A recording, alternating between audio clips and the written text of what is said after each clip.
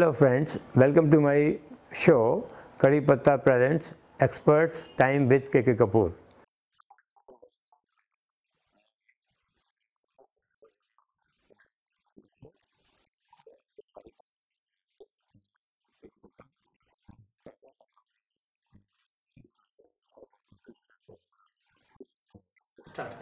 आजकल जैसे कोरोना का प्रकोप चल रहा है, लोग परेशान हैं, लोगों के व्यापार बंद हो गए हैं, सर्विसेज छूट गई हैं, पेंशन नहीं मिल रही है, सैलरी टाइम पर नहीं मिल रही है, बच्चे परेशान हैं, पढ़ाई नहीं हो रही, बीमारी, इस टेंशन से लोगों को, इस स्ट्रेस से कई रोग लग गए हैं, तो परेशान हैं लोग, तो भटक रहे हैं इधर से उधर, उनको रास्ता नहीं मिल रहा। तो मेरा ये निवेदन है आपको कि जो भी पूजा आप करते हैं वो आपके लिए सबसे सर्वोत्तम है।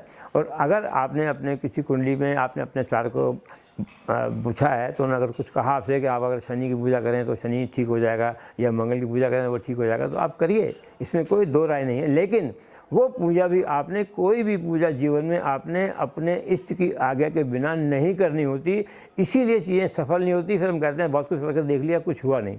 वो होगा कैसे? क्योंकि जो सिस्टम उसका है वो जब तक हम अप्लाई नहीं करते तब तक वो चीज़ों का फल को पूरा नहीं मिलता। तो इसलिए आप जो भी करना है वो अपने इसकी पूजा करिए, पहले उनसे आज्ञा लीजिए भाव रूप से, और फिर आपने जो भी करना है अनुसार वो करिए। लेकिन आप किसी दूसरे के इष्ट को कभी भी निंदा ना करें, किसी को आप अपने से कमज़ोर ना समझें, ये एक बहुत बड़ा पाप है। दोस्तों, बहुत दिन हो गए, बहुत कई महीने सालों हो गए, लोगों को भ्रांतियाँ हैं इस बात की कि सर पूजा कैसे करें। 20 साल हो गए पूजा करते करते, 20 साल हो गए वहाँ जाते मंदिर में, इधर जाओ उधर जाओ, जाते रहे करते हो गए, लेकिन कुछ भी लाभ नहीं होता, बात वहीं की वहीं आती है। तो ये भ्रांतियाँ बहुत लोगों को हैं, आम लोगों को हैं। तो मेरा यहाँ पर आपको ये कहना है, बताने की कोशिश मैं कर रहा हूँ कि देखिए, जैसा कि सिस्टम है वो, जैसे मैंने पहले कहा कि यथा पिंडे तथा ब्रह्मांडे, यथा ब्रह्मांडे तथा पिंडे। तो जितने भी दुनिया में, वर्ल्ड में जितने भी इज़्म हैं, जैसे इस्लाम है, हिंदुज़म है, सिखिज़म है, बौद्धिज़्म है, जितने भी पूजा पद्धति, जितने भी तरह के लोग हैं, सबकी पूजा केवल एक माध्यम मात्र है। अल्टीमेटली हमें खुद को ही डेवलप करना पड़ता है। इस पूजा के केवल माध्यम से हम सेल्फ डेवलप करते हैं, तो वो चीज़ हो नहीं पाती।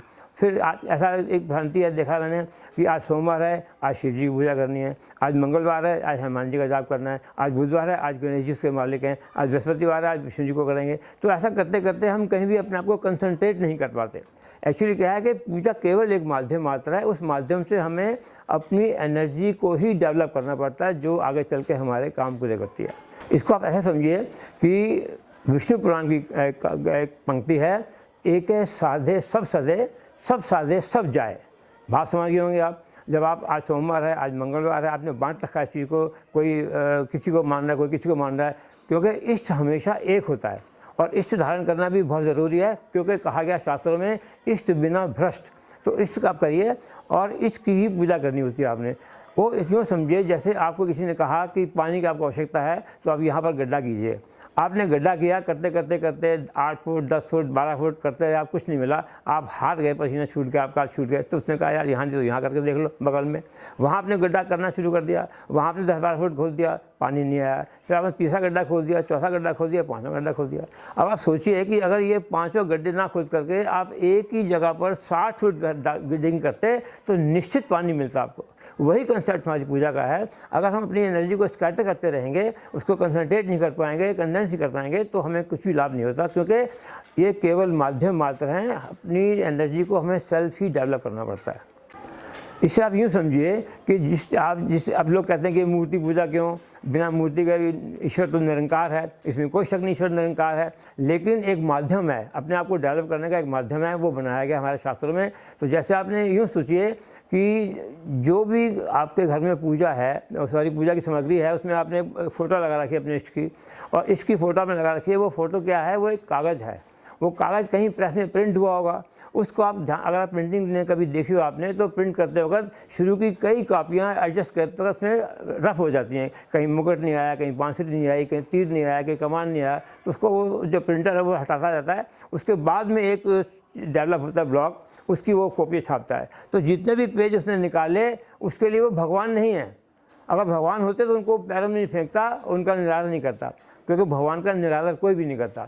लेकिन वो केवल चूँकि माध्यम मात्र हैं, इसलिए वो भगवान अभी तक नहीं है। उसके बाद में क्या होता है कि मालिक ऑर्डर करता है कि इतने हनुमान जी छापने आपको, इतने राम जी छापने, इतने कृष्ण जी छापने, इतनी दुर्गा जी छापनी है। वो उसने छाप छूप के शाम को गया और चला गया। अब जो बायर आता है उनका, जो हॉकर आता है, वो अपने जो डिमांड कर गया होता है वो लेके चला जाता है रोल करके बगल में और चला जाता है। मोस्टली ये लोग सड़क के किनारे पर बैठा करते हैं। वहाँ गया, उसने लुटा दिए, हनुमान जी लुटा दिए, राम जी लुटा दिए, दुर्गा जी लुटा दी, लक्ष्मी जी।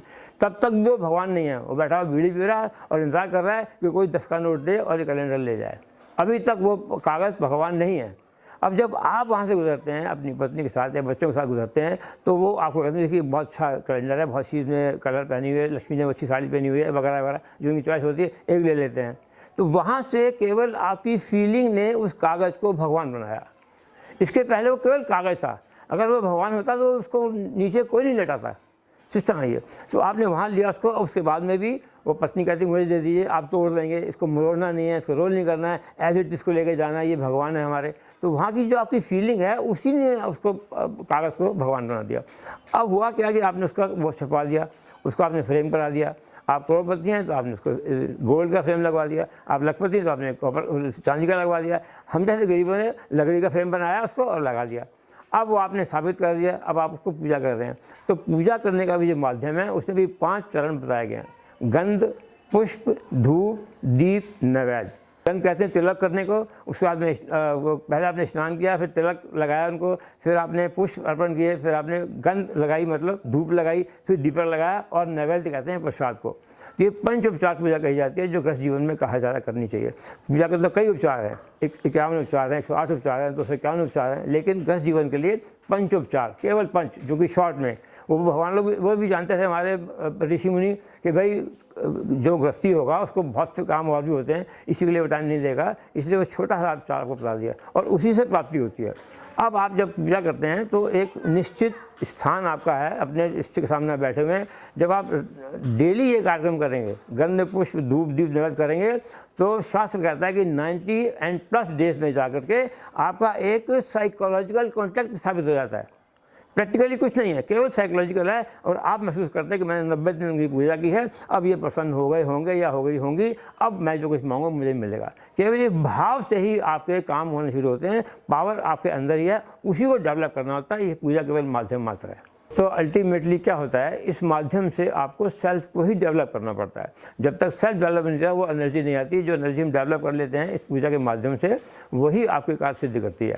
पूजा की बात पे मैं एक और चीज़ आपको देना चाहता हूँ कि मैंने अक्सर देखा है कि लोग जो डिवोटेड हैं अपने के प्रति, उनको पूजा करनी ही करनी है, चाहे वो बीमार हों, चाहे वो थके हुए हों, चाहे उनका ऑफिस छूट रहा हो, पहले वो पूजा करेंगे फिर जाएंगे।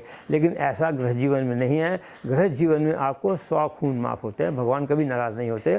आपको वक्त है तो आप पूजा कीजिए, नहीं है तो केवल नमन करके अपना काम चला लीजिए, क्योंकि गृहस्थी में बहुत सारे काम करने पड़ते हैं। तो इसलिए ये कोई बंदिश मत समझिएगा कोई कि आप बॉन्डेड हैं कि लेबर हैं कि आपको करनी है, वरना पता नहीं कुछ बिगड़ जाएगा। ऐसा कुछ नहीं बिगड़ता। भगवान भी जानते हैं कि आपके सामने क्या प्रॉब्लम्स है, क्योंकि भगवान आपके अंदर विराजमान है। वो सब जानते हैं कि जो कुछ आप कर रहे हैं आपके लिए मजबूरी है, इसलिए वो पूजा नहीं भी करेंगे। तो दूसरी बात, लोग कहते हैं बिना स्नान किए मंदिर ना जाओ, आप बिना स्नान की पूजा नहीं करो। ऐसा भी कुछ नहीं है। ये शरीर आपका है, अगर आप स्वस्थ नहीं हैं, इसीलिए कहा गया बाल, वृद्ध और रोगी, इन तीनों कैटेगरी पे धर्म का कोई भी कानून लागू नहीं होता। आप सोचिए, जो बालक है उसे क्या ज्ञान है बेचारे को, वो तो जो सामने देखो मुँह में डाल जाएगा, खा जाएगा, उसको कोई ज्ञान नहीं है मैं क्या कर रहा हूँ, इसलिए उसके ऊपर कोई धर्म का कानून लागू नहीं होता। वृद्ध जो बूढ़े हो चुके हैं उनको 100 रोग लग जाते हैं, कुछ घुटनों में दर्द है, यहाँ दर्द है, वहाँ दर्द है, डायबिटिक है, बीपी है, हार्ट अटैक हो गया। अब बेचारे पूजा करेंगे या दवाई लेंगे। जैसे मैंने देखा अक्सर औरतों को खासतौर से, आज को पूनों का व्रत है, मैं तो रखती हूँ, हमेशा रखती हूँ, लेकिन वो बीमार है, 4 डिग्री बुखार है। अब वो डॉक्टर का दवाई खाइए, वो कह रही मैं नहीं खाऊंगी क्योंकि आज मेरा व्रत है। तो ये जो विम्सिकल बातें हैं, इस भ्रांतियों से अपने को हटाएं।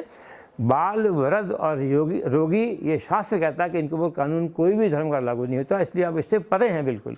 पहले अपना शरीर देखिए, क्योंकि आप देखिए हमारे जो 4 वेद हैं उनका अगर आप निचोड़ निकाल कर देखें तो एक ही बात वो कहते हैं कि मनुष्य निरोगी रहे, निरोगी रहेगा तो स्वस्थ रहेगा, स्वस्थ रहेगा तो दीर्घजीवी होगा। तो दीर्घजीवी को मतलब ये नहीं कि 10-20 बिल्डिंगें और बना लेगा, करोड़ों रुपए और कमा लेगा, ऐसा नहीं है। दीर्घजीवी होगा तो प्रभु सिमरन करेगा, मानव सेवा करेगा, अपने लिए पुण्य कमाएगा, जिससे और उसकी आयु लंबी होती है। तो इसलिए इन भ्रांतियों में ना रहें आप, बिल्कुल डरे नहीं, पूजा नहीं हुई तो नहीं हुई।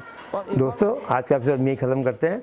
मेरे इस एपिसोड में जो भी आपने सुना, अगर अच्छा लगा हो तो सब अपनाइए जीवन में, और अच्छा ना लगा हो या जो और कोई भ्रांति हो, कोई आपके दिल में शक शुबा हो, आप कमेंट्स में लिख करके मुझे भेज सकते हैं, आपको प्रॉपर रिप्लाई मैं दूंगा। धन्यवाद। अगले हफ्ते एक और नए विषय के साथ आपके सामने प्रस्तुत होऊंगा। तब तक के लिए नमस्कार।